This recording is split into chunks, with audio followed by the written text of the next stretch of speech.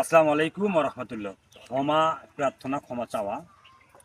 মিশকাত হাদিস নাম্বার 1323, সহিহ বুখারী 6307 নম্বর হাদিস।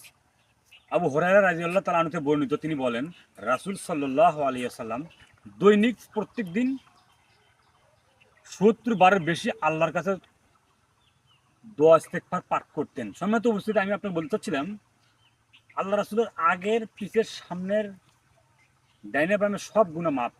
এরপরেও তিনি আল্লাহর কাছে দৈনিক ৭০ বারের বেশি আল্লাহর কাছে ক্ষমা চায়।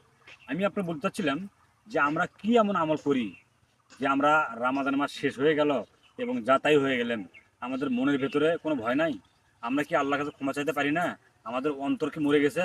আল্লাহ তুমি প্রত্যেকটা মানুষকেই রাসূলের পদ্ধতিতে ক্ষমা ইস্তেগফার করার জন্য, চাওয়ার জন্য ওই মন মানসিকতা করে দেওয়া, যাতে আমরা আল্লাহকে ভয় করতে পারি। আল্লাহ তুমি আমাদের প্রত্যেকটা মানুষকে কবুল করো। আমিন।